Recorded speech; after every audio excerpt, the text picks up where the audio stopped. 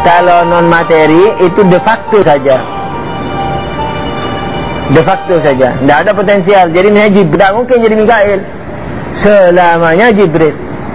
Jadi kalau Jibril mengurusi wahyu, itu memang substansialnya wahyu. Jadi dia berpikir tentang hujan tidak pernah, karena substansialnya gitu. Dan tidak mungkin, karena apa? Potensial itu kan bisa menjadi yang lain.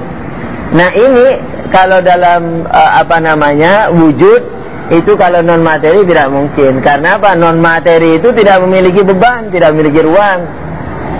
Proses tidak ada, semuanya kun fayakuni, yakni kejadian mendadaki, yakni bahasa Makassar, mendadaki. Jadi kejadian mendadak itu namanya non materi. Tapi yang mengandung proses waktu, seperti misalnya daging bisa menjadi mani, mani bisa menjadi manusia, itu disebut potensi. Potensi yakni apa? Yakni kemungkinan, yakni berubahnya sesuatu, yakni dimungkinkan perubahan sesuatu menjadi sesuatu yang lain. Itu potensi, dan itu hanya ada pada materi.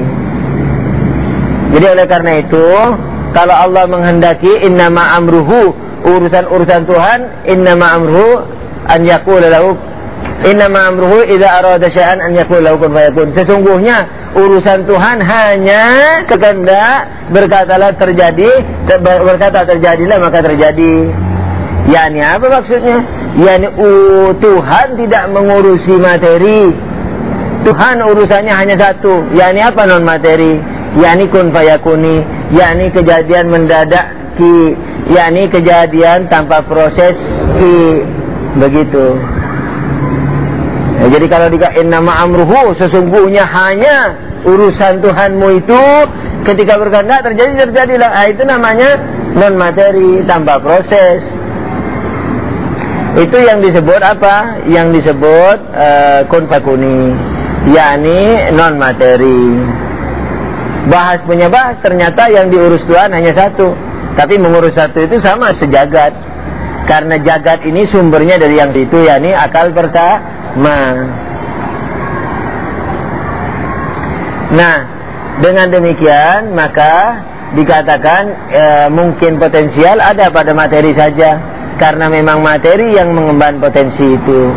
Selain materi tidak punya potensi. Nah itu mengapa orang ini juga bisa dipakai dalilnya nanti untuk menjadi akhirat. Apa hakikat akhirat itu, materi atau non materi?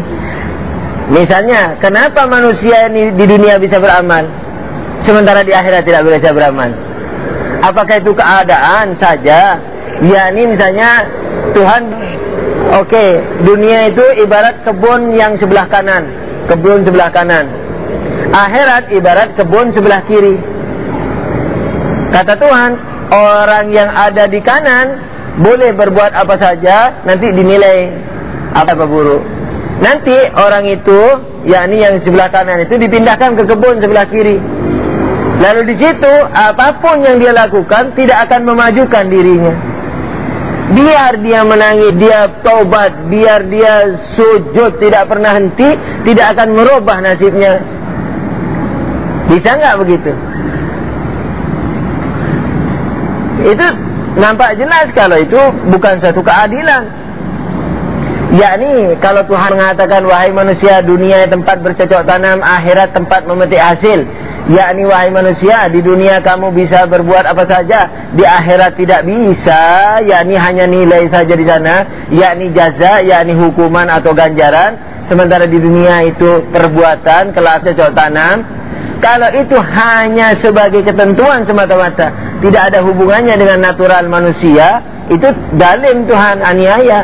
Bagaimana mungkin waktu menangis di kebun sebelah kanan mendapat pahala, menangis di kebun sebelah kiri tidak dapat pahala? Orang sama-sama menangis, sama-sama berzikir. Sementara Tuhan tidak akan mengabaikan seujung rambut pun suatu perbuatan baik atau buruk. Kenapa? Kalau filosof sambil menangis-nangis, geleng-geleng kepala. Karena di akhirat itu tidak ada materi, potensi tidak ada. Berubah dari satu derajat ke derajat yang lain tidak ada lagi. Nah, jadi bukan masalah kebun sebelah kanan, kebun sebelah kiri nih, Bang. Bukan itu, tapi apa? Materi dan non materi. Itulah mengapa kalau di hadis dikatakan ad-dunya darul amal wal akhir darul jaza. Dunia itu kebun tempat beramal, di akhirat hanya tempat memetik, tidak bisa beramal lagi. Sampai di Quran dikatakan, ya Tuhan, hidupkan aku 2 kali, engkau matikan aku 2 kali, tapi belum aku lakukan sesuatu. Bisakah sekarang ada kesempatan lagi? Tidak dikasih.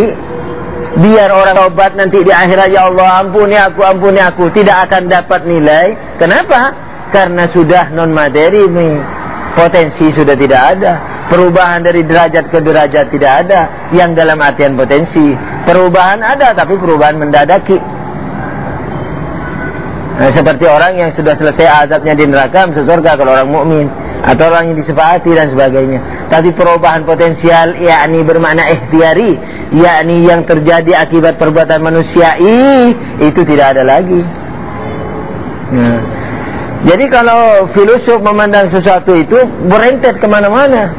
Kalau membahas akhirat itu semua bab-bab filsafat dibawa, tidak gampang.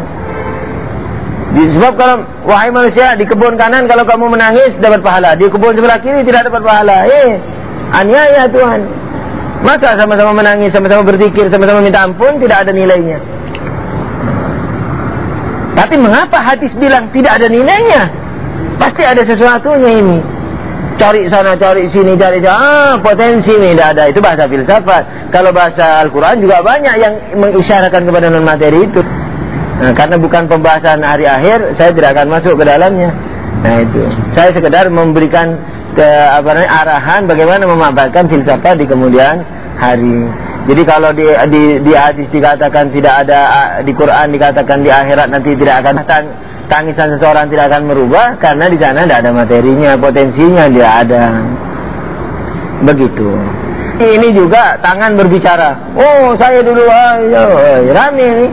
Berbicara, teriak-teriak. Saya dulu dibuat mabuk, saya dulu semua teriak. Malaikat bingung, berhenti kalian ngomong. Kan di Quran dibilang bahwa kulit-kulit pada berbicara, tangan pada berbicara, mulut ditutup. Kan ribut akhirat nanti. Yang kedua, tangannya berbicara, nanti tangannya juga diazab. Kan tidak masuk akal. Umpamanya tuh, tangan berbicara, aku dulu dibuat berzina, aku dulu dibuat nyelek-nyelek perempuan, teriak-teriak. Nanti diazab juga, saya sakit-sakit. Kan juga tangannya yang diazab. Kenapa pula dia ngaku?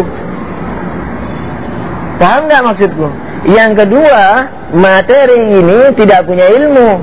Karena ilmu itu kehadiran. Ilmu hadirnya yang ditahu pada yang mengetahui. Tapi materi seluruhnya keberantakan. Materi yang terkecil dari materi ini atom, itu pun berantakan. Ada neutron, ada proton, tidak saling hadir. Proton pun bisa dibagi-bagi, neutron pun bisa dibagi-bagi, walaupun sekarang belum ada alat untuk membagi. Toh? Ini sudah, enggak. Jadi walaupun belum ada alat untuk membagi, tapi semuanya itu keberantakan. Sedangkan ilmu kehadiran, bagaimana mungkin tangan bisa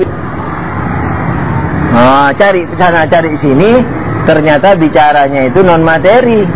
Ternyata ke non materian yang bicara. Cari sana cari sini, ternyata amalan yang menjelma itulah yang bicara. Ya ini tidak ramai nanti di akhirat. Wah, tangan ngomong sendiri-sendiri. Miliaran orang, bayangkan sejak Nabi Adam sampai akhir zaman nanti. Pada berteriak-teriak itu tangan, kaki, tangan, semua berteriak. Bingung malaikat, apa ini? Diam kalian. Kan gitu. Ternyata tidak ramai. Kenapa? Karena yang bicaranya di sana non materi, tidak pakai kata-kata. Yang kedua, kenapa non materi? Karena yang namanya kulit materi, tidak mungkin mengetahui. Jadi yang mengetahui non materi.